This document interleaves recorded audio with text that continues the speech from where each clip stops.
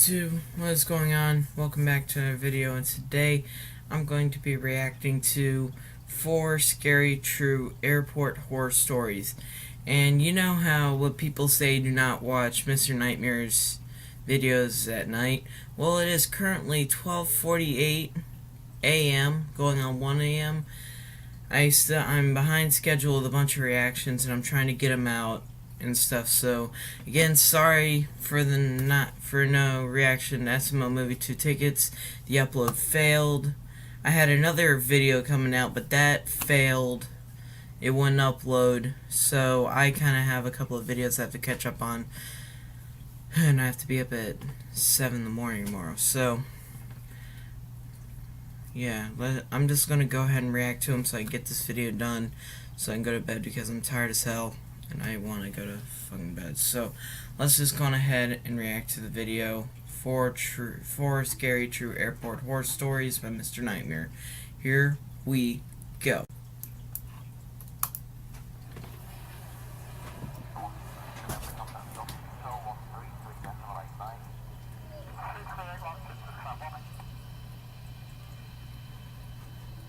Now we know who they all are from.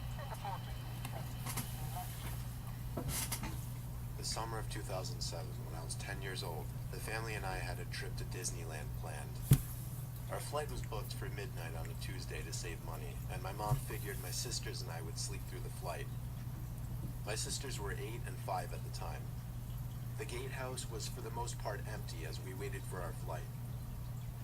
My mom went to go to the bathroom with my youngest sister, and a minute later my dad told me to wait there and watch my other sister while he went to get a last-minute bite to eat at the cafe, as a middle-aged woman came and sat next to us. She put her hand on my back as she acted all excited to see us and asked where our parents were. I told her they would be right back. Then a middle-aged man came over as well and started acting just as bubbly and affectionate towards us as if he knew us. The man then proclaimed that he just ran into my dad at the cafe and finally introduced himself and the woman as our dad's cousins. My sister and I looked at each other and said hello really shyly. No. The man reached out his hand for my sister to grab, while the woman reached out her hand for me to grab. They told us to follow them because they wanted us to meet their kids. Oh! My sister and I quickly got up, took their hands, and followed them. The two started leading us out of the gatehouse, past the cafe, down the stairs, and towards the lobby of the airport. When I realized they were leading us to the entrance of the airport, towards the parking lot, I finally asked, "Where are we going?" The woman looked at me through her thick-framed glasses, and with her cheeky smile, said their kids were outside by the car. No! They're going to fucking kidnap them! I looked at my sister and became really uncomfortable. I broke my hand free from the woman and said we wanted to go back inside, while also taking my sister's hand from the man's. I noticed the two looked at each other, their cheeky smiles both gone. The man turned quickly to us and then aggressively wrapped his arms around me as the woman did the same to my sister. They started to literally carry us closer to the parking lot as me and my sister screamed. We heard yelling in the distance from 2 men who turned out to be airport security.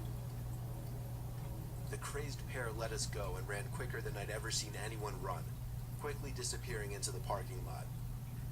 One of the men chased them down, or at least tried to, while the other talked with us for a bit, then led us back into the airport, back to our parents and other sister. It had only been a few minutes and my mom was already sobbing like a baby. Being that I was so young makes this a really weird man. to think about. If I did not know who the hell they were, I would have just been like, okay, prove it. Go get my dad and tell him and let him tell me that he knows you. Like, I wouldn't just believe someone like that. It was on a stormy February night. Everyone was bundled up and keeping to themselves. I was sitting in the terminal room waiting for my flight to be called. It wasn't going to be a very busy flight because there weren't many people in the waiting area. Someone sat down 2 seats away from me, which wasn't too weird itself, but also was a bit annoying considering most of the seats were open. But it went from annoying to downright disturbing when I looked at him to see him weirdly staring at me. I looked away and pretended not to care, but I could tell he was still looking at me. Then he leaned over to me and whispered close to my ear that the two men sitting a row across from me were going on the same plane and were planning on kidnapping me once we landed in North Carolina.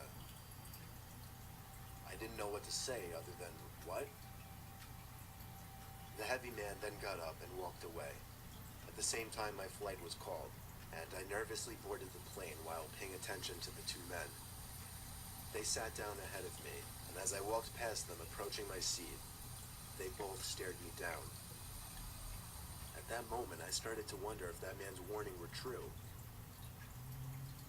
I would have taken 2 hours anything. later, we arrived at NC, and on my way out of the plane and leaving the airport, I cautiously looked around trying to spot the two men. When I was finally outside in the dark, cold parking lot, I spotted them. The two men were peering their heads at me from around a red minivan. Yup. I guess when they saw me looking in their direction, they hid behind the van.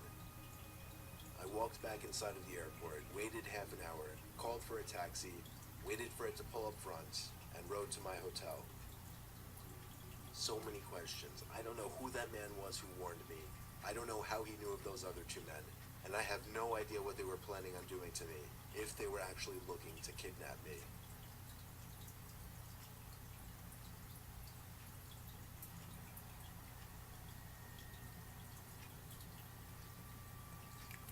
Jeez. So this happened a few months ago. I'm 26. I was at JFK Airport in New York with 5 friends. All of us were about to fly down to Florida to spend the week in a beach house. We had a few more minutes. Everyone loves Florida for before we would vacation. board our flight, and I really had to go to the bathroom all of a sudden. I was baffled to see a line out the door for the bathroom. I noticed a janitor walking by, so I asked her if there was another bathroom nearby that wouldn't be so crowded.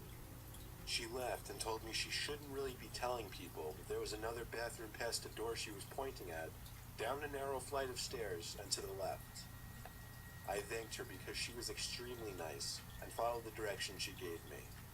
Sure enough, behind that door that no one would think to open was a small stairway that led down to a really poorly lit, skinny hallway. It was so narrow that if 2 people were to pass by each other, one person would have to stand against the wall to make room. I found the bathroom right away. The door was extremely heavy and hard to push. Also, the lights were on inside of the bathroom, and it was filthy in there. It was evident that nobody ever really came in there to clean. Now, this is a little embarrassing to mention, but when I go to the bathroom in public places, I always try to make sure nobody else is around to possibly hear me going. So after checking the stall, Trust to see that me. it was unoccupied, I went back I do that. I do that sometimes too because I'm kind of paranoid about that as To the well. left, there was somebody standing at the end of the hall, in a dark, unlit section of the hallway.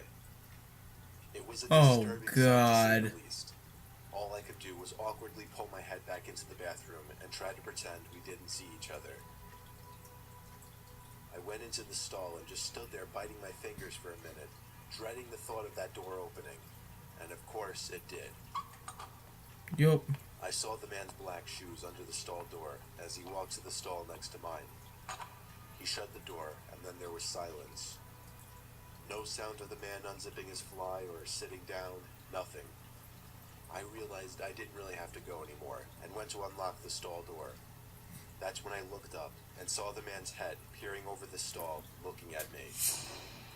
Yo! I nearly had a heart attack as my screams bounced off the walls of the tiny bathroom. I ran back up those damn steps and out that door, and then casually walked back over to my friends. I was breathing heavily, but nobody seemed to notice. I didn't tell anyone, just because it was embarrassing, and I didn't want my friends to make fun of me in any way. I know, I guess that seems stupid now. We went on to have our Florida vacation, and all had a good time. Of course, the thought of that creepy man haunted me every night that week. It creeped the hell out of me.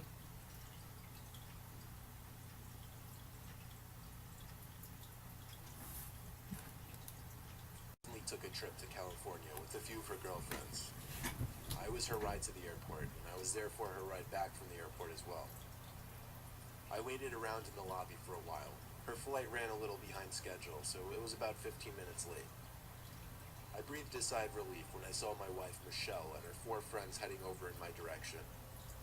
Michelle waved happily and ran over to give me a big hug and kiss. I said hello to all of her friends as well. Michelle suddenly started patting her pockets, and a concerned expression appeared on her face. She looked at me and told me she lost her wallet and keys. So Oh. Michelle and I, along with one of her friends who was kind enough to help out, all went back up to the terminal and looked everywhere.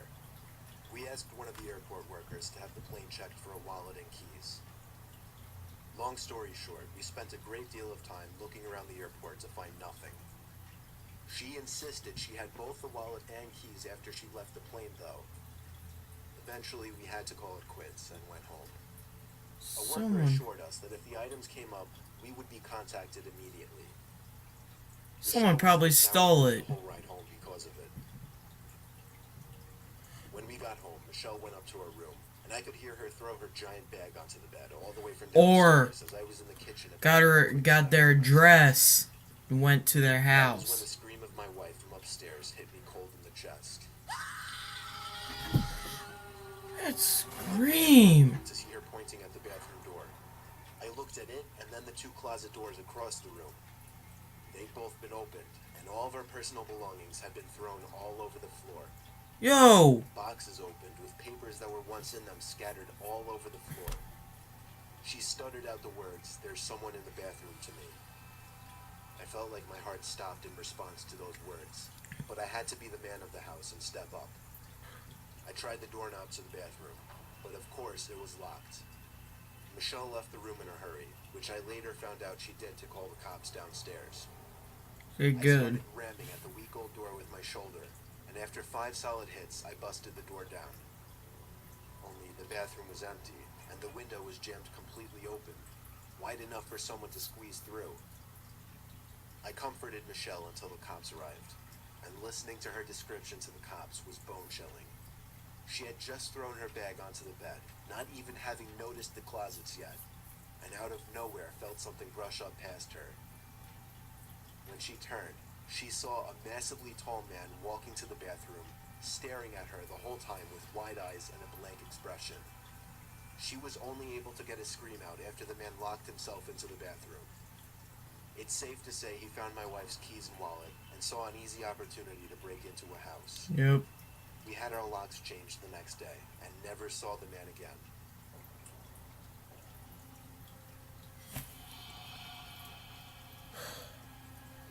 I have chills going through my spine right now. Yeah. Holy crap, man. Alright, well, I guess that's it for this video. Thank you all very much for watching. Make sure to like, comment, and subscribe. Subscribe for more content. And also make sure to go to the new my new Instagram page that I opened up. I opened up a Instagram account called Logan's Reaction Shoutouts. I will leave it as a link in the description below.